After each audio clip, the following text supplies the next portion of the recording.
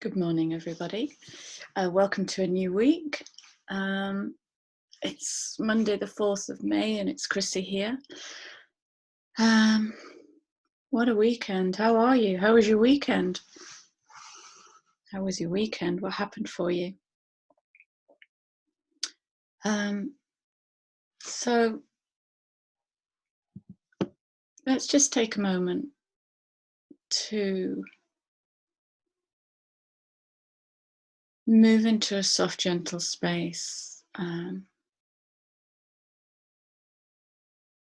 today is some provocative questions for the field that we're moving into.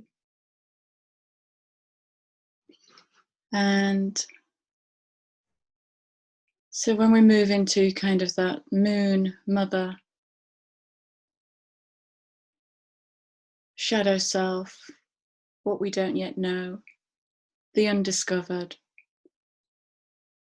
where is that in you when you take your energy into that maternal side, into the feminine side, into the sensing side, into your wisdom? Where is that in your body? Feel into that.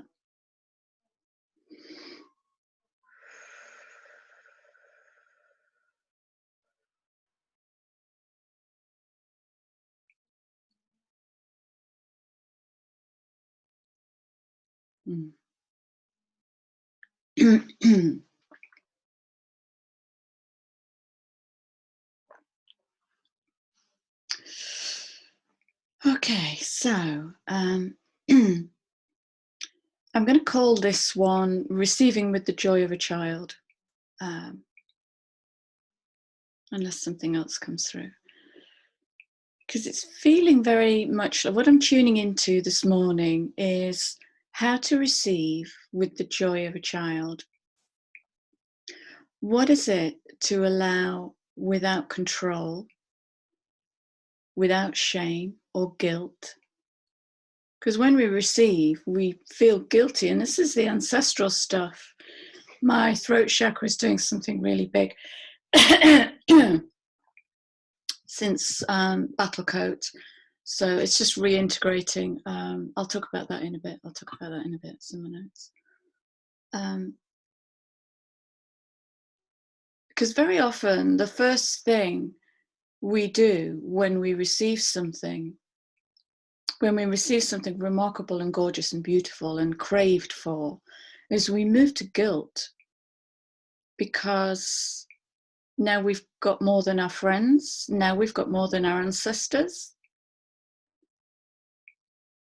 now we're suddenly conscious of how we're going to be viewed in this new havingness, how others might judge us. You see how I'm shrinking and shrinking and shrinking.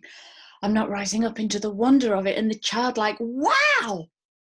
And feel the difference of all my energy just went up, just went north into the higher chakras of love and wisdom and growth and expansion. And the fear and the guilt and the shame will pull me down. And I'm not saying walk away from that, because some of the provocative questions I need to ask the collective are designed to take us into that belly base. Where do I create from? And 2020 is the energy of the four. It's the container and it's the foundation. And with all this tower energy going on, so we're tearing down our towers at the moment. So we need to bring a lot of light into that. How do we let go of our need to know all the details? When inspiration comes in, or when an idea comes in, or when a feeling comes in, what do we move to? What's the first thing you move to in that newness coming in? What's the first thing you move to? Do you need to know all the details? I know that's certainly in me. And flipping myself back into flow state. Well, the child doesn't need to know. So just go and play. Just go and play. So I pulled a few cards before starting this. I may pull some more, but For these first few questions, what is it to allow without control, shame, or guilt? And how do we let go of our need to know all the details? What came out was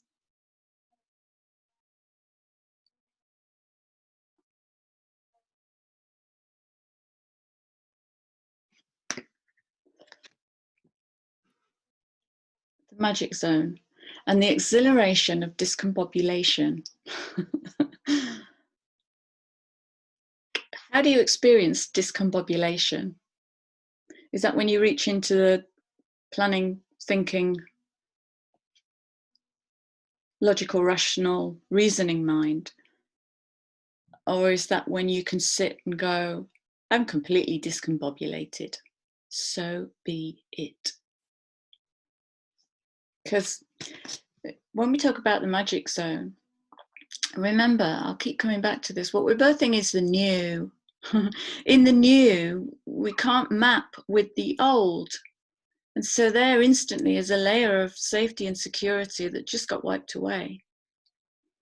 In the new, we are forced to walk forwards blindfolded, like children, completely trusting, even if that's going to lead you off a cliff. I remember when I did my glass ceiling work, I did that in that deep transition, that scorpionic death that I took in the last 6 months between these moons. And I forgot to say, well, I was reminded that if you want to do a retrospective on what have I just achieved in this moon cycle, you can also do it for the last 4, so you can go full to full.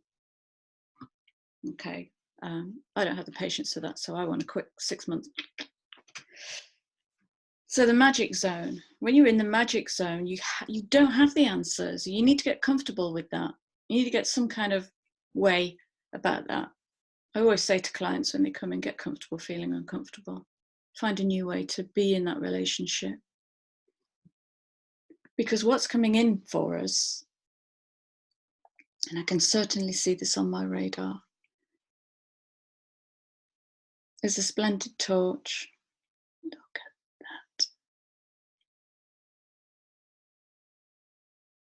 It reminds me of a painting I've done, which you can't see it, but it's just over there, of the light coming in. Isn't that beautiful? To birth without knowing what you're birthing. And the underlying card for that little reading is,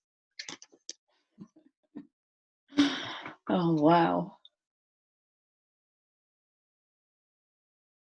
eyes on the prize.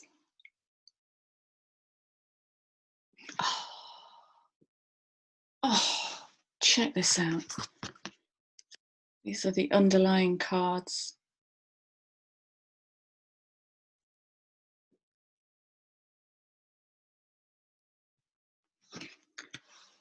Eyes on the prize, trust the guidance of your North Star. Now, if you're interested in this, you'll need to look at it because it's a level of astrology I don't know very much about, but I'm hearing a lot about the nodal axes are changing. So they're going Sag to Gemini in Western astrology. So they'll be different in Vedic Eastern. So so if you think Sag is the sign of, it's ruled by Jupiter, which is known as the god planet, the expansive planet, the benefic planet, the philosopher, the scientist, is now in direct opposition through the nodal axis to Gemini, which is its opposite sign. Gemini is the twins, the questioning, the discernment, the maybe not knowing which way to go, the discombobulation. Oh, look at that. Isn't that lovely? And North Star is the destiny point. And I don't know, 5 or 6 videos ago, where I dressed in my finest because I just felt excited. I had no idea why I felt excited, but I wore my best perfume and I moved into the energy and I felt awesome. No idea. But what I'm doing is I'm bringing the light down and birthing it. That's all I was doing. So North Star is destiny point. Okay, so part of what we're going to be moving through in May, basically big picture, is your higher self wanting to nudge you into a much higher expression that you may not even be able to conceive of. So that's looking like the sun card. And I keep seeing the sun card, but what does the sun do? Do you remember that Morgan Freeman analogy I keep using? If you pray for peace, do you imagine peace will just turn up, or do you imagine an opportunity for you to move towards peace by burning away fire? Okay. Burning away what's blocking your connection to peace, what's blocking that intimate relationship with peace.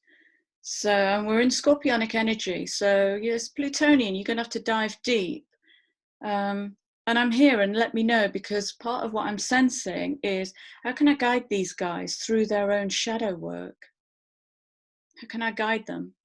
You know, yeah, divine drunkenness. Oof, I'll have a glass of that. I'll have a glass of that. Surrender to your spiritual reverie.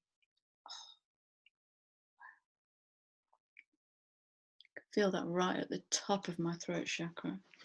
So yeah, here we have it. Just after the first couple of questions, what is it to allow without control, shame or guilt? And we'll come to that, because that all needs to be processed in this scorpionic energy. If we want to rise. You may be really happy where you are, in which case, not sure what I can bring you in this. How do we let go of our need to know all the details? Okay, so, well, we blaze brightly in the exhilaration of discombobulation. We trust the guidance of our North Star and our highest self, and we get a bit drunk on our spiritual reverie. And I've got a brilliant example, which I share with absolute love. So a beautiful, gifted practitioner friend of mine, I contacted this morning because I downloaded a vision. I had a vision that I needed to pass on to her. And I shared this vision with her. And she came back and said, yeah, I've already had it. But how do I do it? And do I need to be this? And will I need to do that? And so the mind was all over it. Was all over it. Now feel into this energy. Oh, yeah, wow, that would be amazing. I'm going to try it. I don't know how. I don't know how. I don't know what crayons I'll need. I don't know what paper I'll need, but I'm going to get in there. I'm going to do it. Fearless.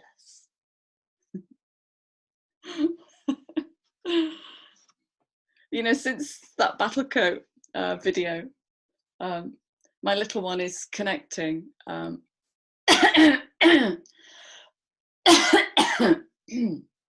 Little bugger. And she showed me a vision.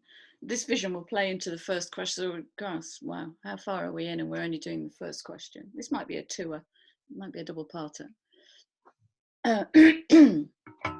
So what is it to allow without control, shame or guilt? Well, I'm gonna rephrase that. What is it to play without control, shame or guilt? When I was a little girl,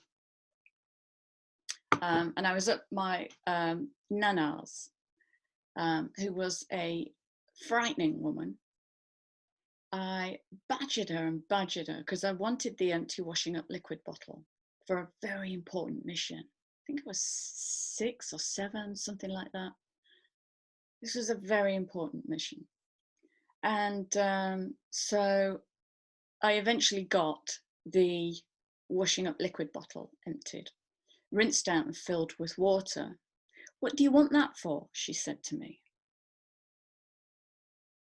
I knew what I wanted it for, but I had to lie. To water the flowers, is what I said. To water the flowers. So I got my bottle full of water, but my real curiosity, I couldn't speak out loud for the fear of the shame that I already somehow knew would be there to meet me. And what I wanted to experience as a 6-year-old girl, what is it like to wee like a man? What is it like? And so I stood in the garden holding this washing up liquid bottle like a willy, and I was weeing like a boy. It was amazing. I felt very powerful, standing looking down at my wee. And this bellowing voice came out of the kitchen window. She used my full name. And yeah, I was sent inside, wrapped, swathed in this duvet of shame, dirtiness, guilt. And that's the kind of I was talking about innocence. Was I talking about innocence the other day? And I said, it's been wrapped around with this clod of shit, you know. And it wasn't because she was malicious. It's because that's all she knew. She's a deeply religious woman. She's an ex-bloody prison matron. Seriously. She was a brilliant prison matron, I imagine. And she's no longer with us, but sometimes she comes in. And I see myself in her. So, yeah, that's all she knew how to do. That was her programming, and she never questioned it. So a little girl weeing like a man is a shameful, dirty thing. So, yeah, how can we play without shame? So, yeah, so I gave this idea to my girlfriend, and I'm really excited because this could be something fabulous, new, not been done before. And she'd already received the vision. She's already in it. Fabulous, fabulous, fabulous. I want to give thanks, and I want to get into the habit actually of giving thanks because, oh, you guys, I know my audience is small, but wow, the feedback has blown me away. It's moved me, it's gently triggered me, it's reduced me to tears. Your feedback. If this is my soul family, ooh, you guys are deep. Couldn't wish for more. So for the friend that commented on my first emotional sharing on grief, reconciliation and cake, who just came in with the word more, like it wasn't a more please, it was a come on, step up, do more. Okay. I love that. And now, so I go deeper, and Battle Coat has earned me a daring challenge into a new expression. So I can see it, and that's all I'm doing. I'm seeing what's coming in, okay, through my mind's eye, and just dancing with it until it moves me into action, and then I'll bring in the masculine and we'll build it. But for now, we're in moon season, so this is a really good time to sense into it. And then a beautiful soul sister comes in, talks about the quantum entanglement of wow, all the lives we touch. And I wanted to talk about this actually, and she's brought it in beautifully, that when I go that deep, I'm in and out of the collective. And because at a quantum level, we just kind of, we flow in and out of one another. There's no boundary or separation. I become you and you become me, you know. It's our personalities that make us unique, and it's our DNA that makes us unique and the same, and both are true. So when I do these deep pieces of work, I'm sending out a ripple into the collective. And for everybody that was touched by Battle Coat, that part of you got touched. That part of you got held. Okay, and that's my heart's desire, is how can I move through this? Because I'm blessed with being able to walk in a collective field. This is how I can feel into collective energies. And it's a sin not to use that gift. So I want to use that gift for the collective. So I really welcome your feedback. And so thank you to these they're just two amazing comments. Yesterday, a comment on Battlecoat that put the words beauty and courage together that made me cry. I saw myself as Boudica. Amazing. Just wow, wow, wow. I'm so blessed by you. I'm so blessed by you. So thank you, thank you, thank you. So May. I'm talking a lot about May because May is full of opportunity. So May is going to bring ideas, insights, intuition, and a brilliant new way forward. It's already birthing. I keep seeing the sun card, but remember, the sun puts you in this beautiful light where you might be getting new ideas. But at the back is the shadow that the sun casts, and that's going, look at this, because this may prevent you from stepping fully into your light. Okay, so we need to look both ways. It's that 5 energy, isn't it? Being able to look both ways and hold the dissonance of the two to bring them together into a new way. So cast the shadow. Yeah.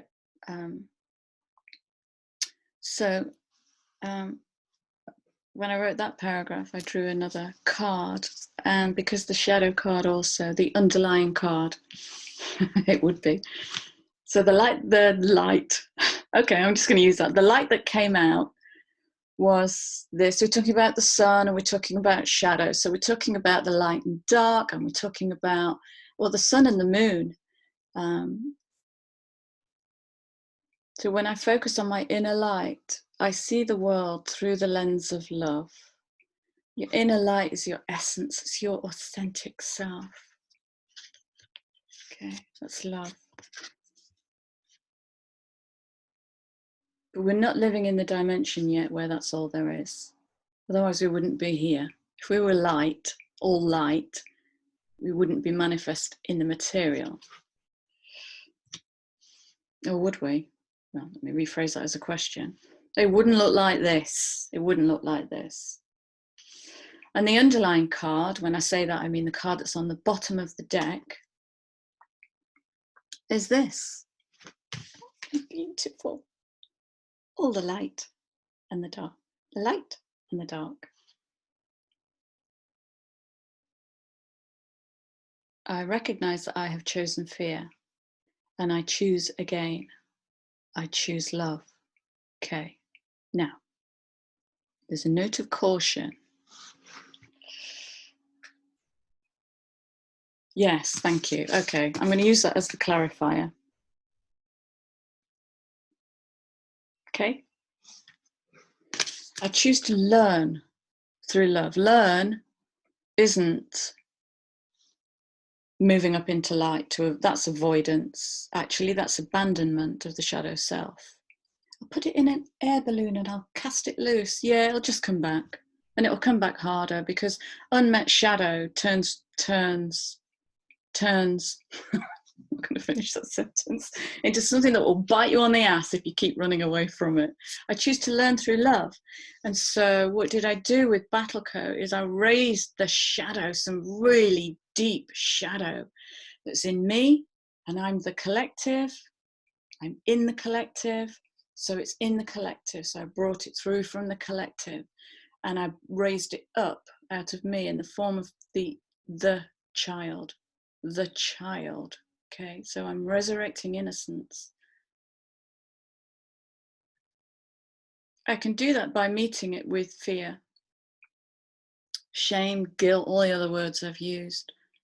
Or I can learn with love, and I can be at the entrance of that cave waiting for her, waiting for her, waiting for that little self to run into my arms so I can keep it safe and allow it to play on its terms. Okay.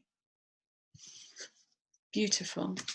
So yeah, we have literally the sun and the moon at play this week. Sun and the moon at play this week. Scorpio, Pluto. Don't get stuck in the dark. You don't have to get stuck down there. Message me, you know where I am. Okay, don't get stuck in the dark. Go down, take your love and your passion and your essence and your authenticity and your courage and your fearlessness down there to resurrect whatever it is you sense your higher self already senses that you need. Sun shining, walk into the shadow, go and get it, come back into the sun with love. There's no shame. We're rebirthing. Hi. So, what's happened since the battle coat video? Well, that was a big one, wasn't it? God. Well, scientifically, I've rebalanced and reintegrated my energy. Okay.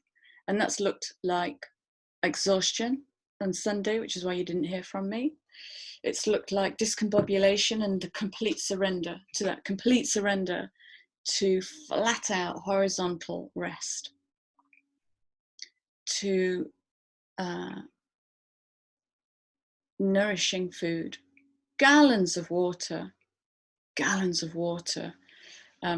think it was about 9 o'clock last night that I finally felt rehydrated. So my body moved an awful lot using the element of fire, which burns. Maybe I should have drunk more while I was actually doing the process work, but lessons learned.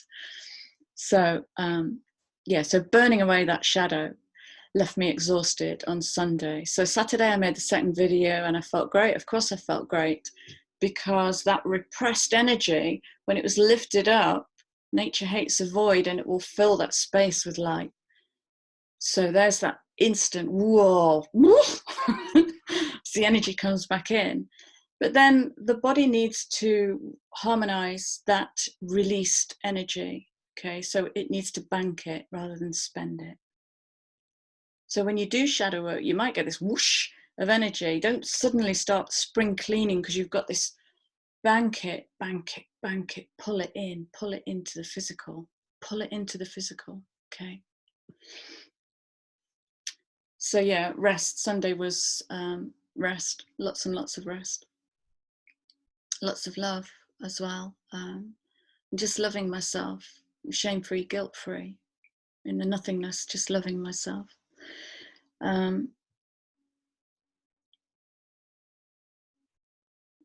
So now that I've rebalanced and reintegrated the old stuck energy released through the artful expression, I can see why I did this. This acting without too much thinking will set the truth free. For me to be able to step fully into what I already see coming, I need another aspect of me.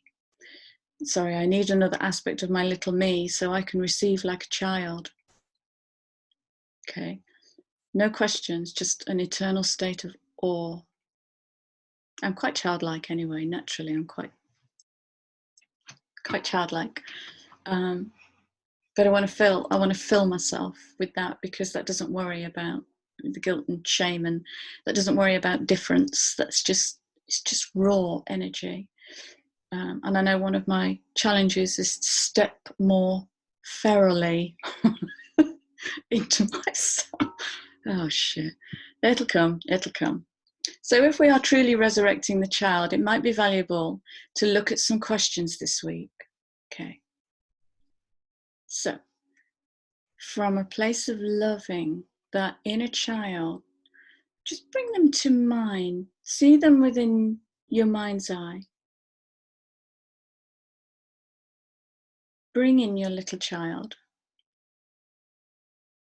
Notice where they are in relation to you. Notice their posture. Feel their energy. Just notice. We're just noticing. What are they wearing? What are they doing? And that's all we're going to do. No deep dive, just bringing them in. So tuned into your body, consider, where did I get shamed by another? Where were you shamed by another little you? Where did the grown-up make you feel bad about something?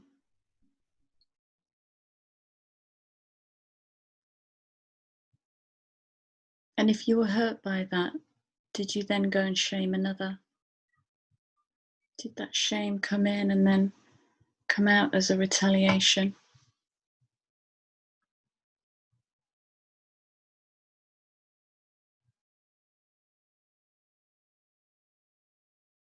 Okay. Moving back into the adult self now. And thanking the child and making sure you leave it safe. Maybe pop some toys down if it's a little wee one. Coming back into adult. Do the stories we tell ourselves contain villains and underdogs? And if so, what part are we playing in that? This is the shadow stuff that's going to hold us back collectively as we try and rebirth the new.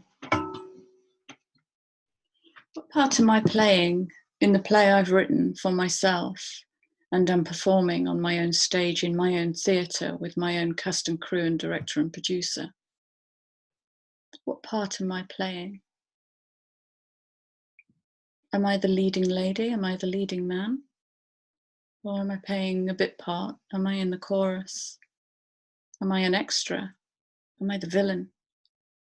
Am I the martyr? And just notice as I ask these questions, what's happening in your body? What's going on in my body? Do guilt, worry, fear, and control also have a part? Have you written parts for guilt and worry and fear and control? Is there a part for shyness? Is there a part for wonder? Can you write a part for awe? As in AWE, awe. What would that look like? Who would play awe? Archangel Gabriel.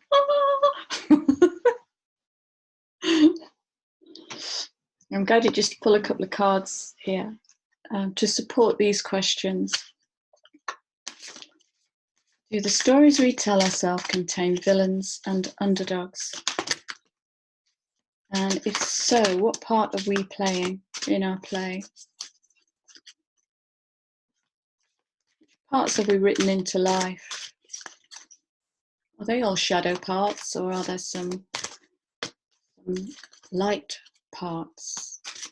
Some dynamic, energetic fire, truth, light, authenticity. Where's all that? Art, poetry, love.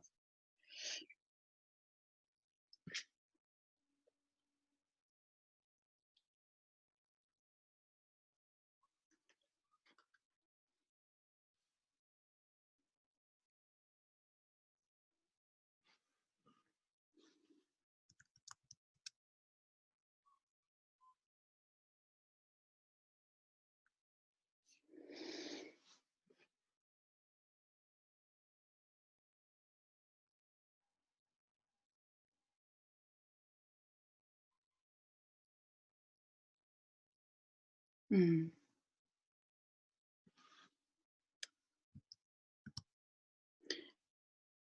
I had a vision this morning about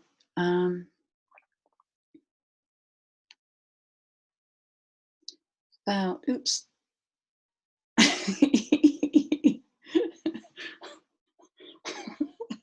Hand-eye coordination. About the number 8.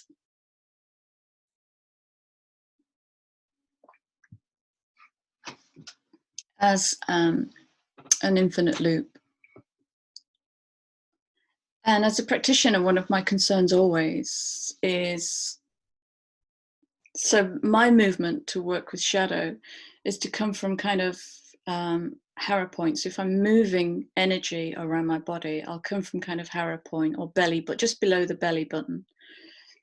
And I'll move up into the higher chakras. So the number 8 is about evolution, involution, evolution, involution. Okay, higher chakras, lower chakras. The light and the wisdom and the inspiration being brought down into the matter of shadow to break it up and release it. This is shadow work. This is the essence of shadow work. Okay. Involution, evolution. So as I'm just making this movement, my feet and my knees and my legs and my sacral are all activating. My crown is opening up. Try it. Just try that movement in the spirit of that transformative 8. So 8 is transformation, change, big change, okay? Big change. And I'm conscious of the level of shadow work I do in front of a camera, because what I don't want at any cost is to leave one of you guys in trigger, not knowing how to get out of it. That would be, no, that's an absolute no. And so I tuned into a question of how do I help them balance this energy? You know, if I start, because part of, I think, what I'm moving into is to do shadow work in front of a camera, I think, but I don't want to think about it. That's just what I'm sensing into at the moment. Ooh, now my temperature's going up. Okay, so I've invoked the energy of the infinity loop. I've invoked the energy of birth, death, and rebirth. This is deeply Scorpionic. Oh, 8. Is that 8th house again? Scorpio. I need to check that. So my temperature's going up, kind of all around the back here. This temperature is going up and my belly's heating up. So that's that Dantian, which is the power station. That's creativity. It's the central nervous system. Okay, so that's all powering up. So that's just with the energy of this 8. And I asked the question of how do I leave them steady after I've done shadow work? And I was shown the 8 was turned on its side, so it becomes this lateral 8. And I saw it just kind of become quite still. It's holding the work that was done in the north-south nodal axis, and it's now just holding it. So if you feel moved and secure and able to do this sun and moon work, the light of the sun being brought into the shadow of the moon, the masculine being brought into the feminine. The moon is the feminine and the masculine is the sun. We've got both of these in now. This is what's going on. This is the masculine feminine alignment. That's what 2020 is all about. That's what's going to rebirth every conversation we have. If our masculine and feminine within are actually sat in a room together, talking to one another, with one another, listening, hearing, feeling, sensing, respecting, loving, and honoring. Woof! That's the world I want to live in. Okay, so, and that's just the number 8. Let's go back to the card. You see what happens when I get in my passion, I just go on and on and on. So the owl signifies wisdom, of course. And owls fly at night in the dark to get the wisdom. Okay, wisdom is the application of knowledge. So I go down and it feels some kind of way and I get the thing. So you saw me do it with Battle Coat. I went down into the back of the cave to find that little girl that has so much to bring, that had turned her light right down. Okay. Then I let it cook over the weekend. And what comes in is the wisdom of that knowledge, of that doing thing. And the wisdom is, I need her to get into receiving like a child. So how can I apply that in the world? I'll make a video about how to receive like a child. So it's bringing the light in, letting it bust up the rubble, the shadow, sitting with it, allowing it to turn into wisdom, and then giving it back to the world. Is that not the 8? How beautiful is that? So is the giving. Oh, right. Oh, wow. So what they're showing me is when you transverse, is that the word, the 8, and lie it on its side, then it's ready. It's ready to give back. Oh, my belly's aching at that. Oh, that's gorgeous. That is beautiful. What a card. Wow. Be the hunter, not the hunted. Okay. Has anybody seen that black dog video? It's a really great mental health video. But we can get lost in that black dog energy. That's when we start labeling our shadow demon. I want to beat my demon. I want to get this out of me. You're shaming yourself. You're wounding yourself. You sweet, sweet souls, you're wounding yourself. It's not a demon. You're just frightened of it. You're just frightened of it. You chose to meet it with fear. You've got to bring the light to it.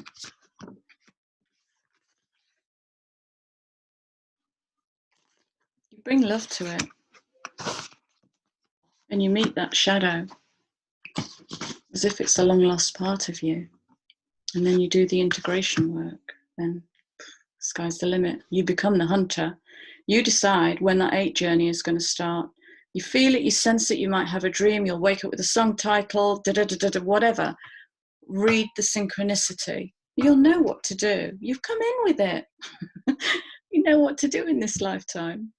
Follow without question. Follow. That's how you get into flow state. Follow without question. There's a thing I've got to do, and it might not feel very, very good. I remember last year I did some serious work with my inner masculine and feminine. And I think this might be a video for another day, actually, is how can we get the feminine now to surrender to the masculine? Because the masculine is getting ready to hold the feminine. So he's been doing his work, and he's now getting ready to hold the feminine. But can she surrender? That's a video for another day. Okay. So when I decided, today's battle coat day, shit or bust, I'm going to do it, and I'm going to do it with as much integrity as I can bring to it.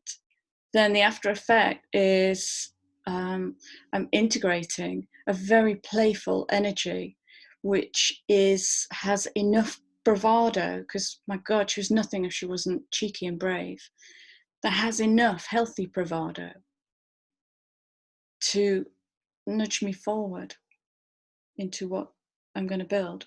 So be the hunted, not the hunter. Be the hunter, not the hunted. The hunted, you're in victim, scapegoat, martyr. Be the hunter. Be the hunter. Get your spear. Go get that shadow. Bring it up to the light. Use it. Put it in your arsenal. Oh, shall I move to contact lenses? That would stop all this glare, wouldn't it? I experimented this morning. Look what happens when I turn the light down.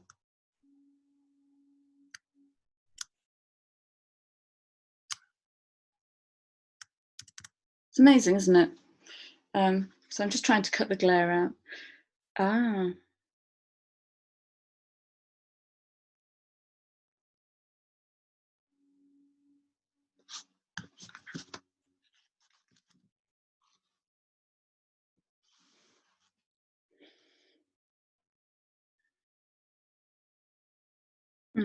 Okay, thank you. So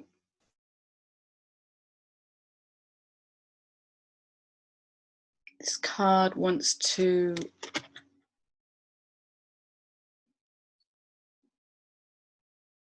get the word trust with it. To trust yourself. Remember, that's your primary relationship. Trust yourself in this. Trust that you came in with the codings. You came in with everything. It's like my friend who's already had the vision of this new thing. It's already there, and it knows when to wake up. It knows when to wake up. Heaven sent. Yeah. This is to do with creation as well. 33 is like,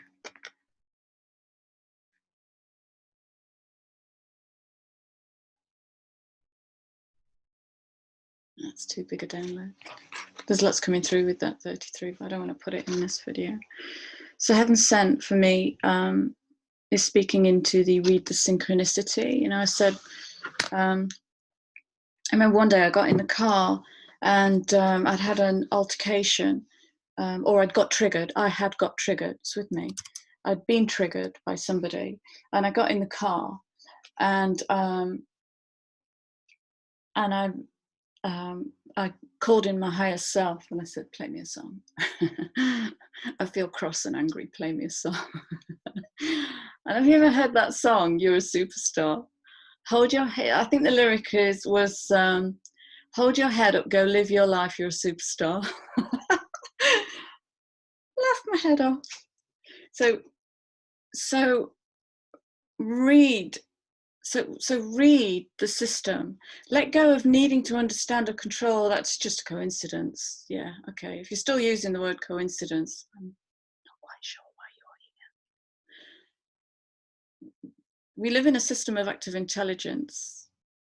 It isn't clumsy. It's quite accurate. Okay. So I'm going to bring this to a close.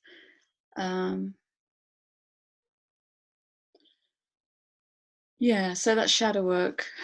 Turn that 8, invoke the 8, and then turn it on its side. And be the mentor that meets you at the gate of shadow. Be the mentor, be the most loving, be the strongest, caring, wise guide for whatever part of you wants to come forward that got hidden at the back of the cave. Be there in love, you know. You're going to learn through love.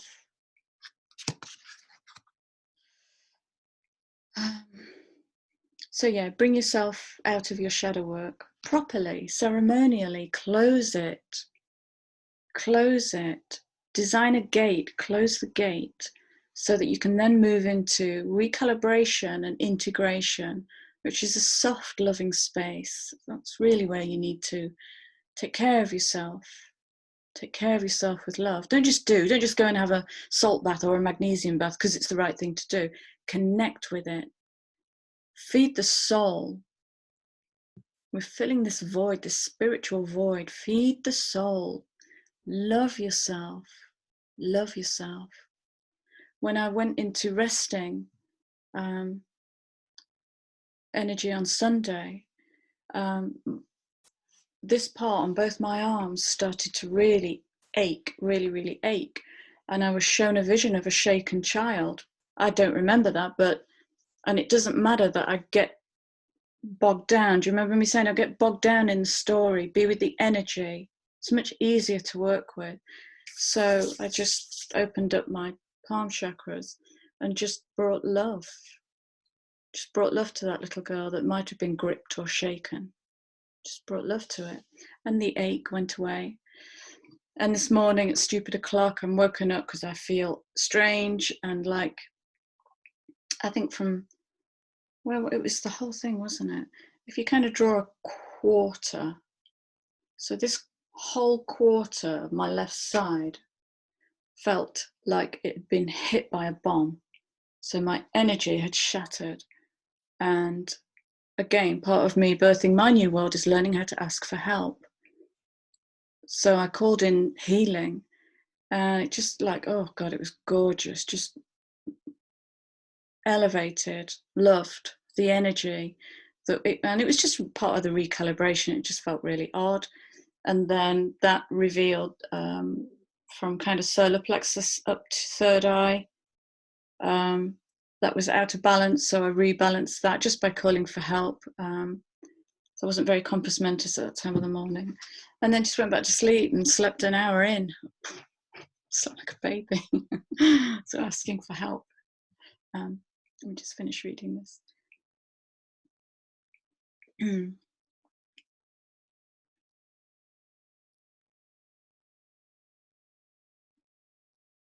Yeah. So, so I'm going to close it there. I'm going to close it there.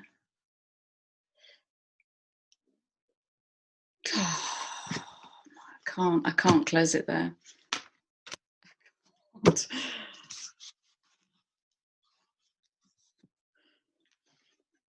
I'm going to leave you with 2 cards, and then I'm really going to close it because I have to go for client work.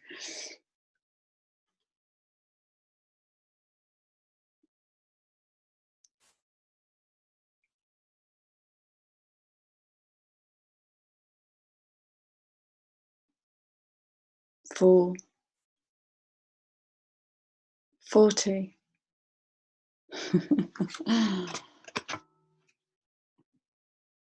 It just feels like divine guidance. And the Fool card in the tarot deck is, it's kind of, it's soul. I think soul is or Fool is a contraction of the word soul, but it's the soul beginning a new journey. And so all it has to work with is what it can manifest out of the void, because it doesn't know the plan. But it's got to defer to the higher self. So this is divine, solar plexus. This is divine will over my will, because I can only dream that big. My higher self, and all the way up the fractal. So the sacred fool is, I suppose, very mindful and willful. To be that sacred fool, to let go of what we've just been talking about, to let go of the need to know and the need to control and plan. You know, you can't have a spreadsheet.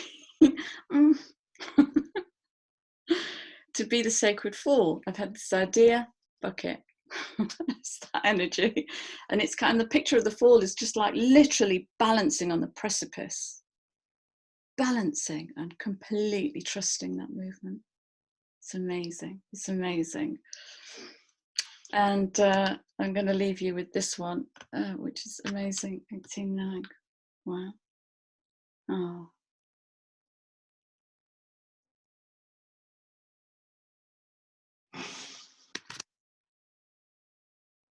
Spirals of manifestation.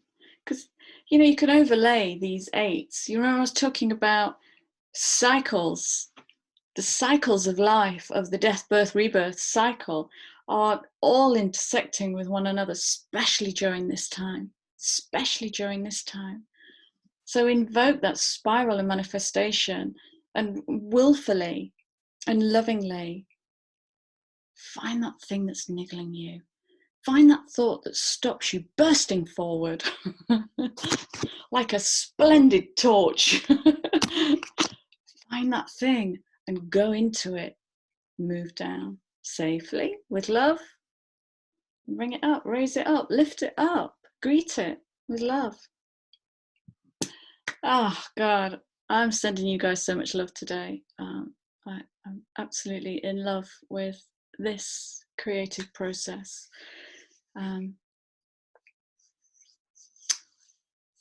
Yeah, I think that's it. And I'm off ski, and I will see you again soon, ski. Take great care.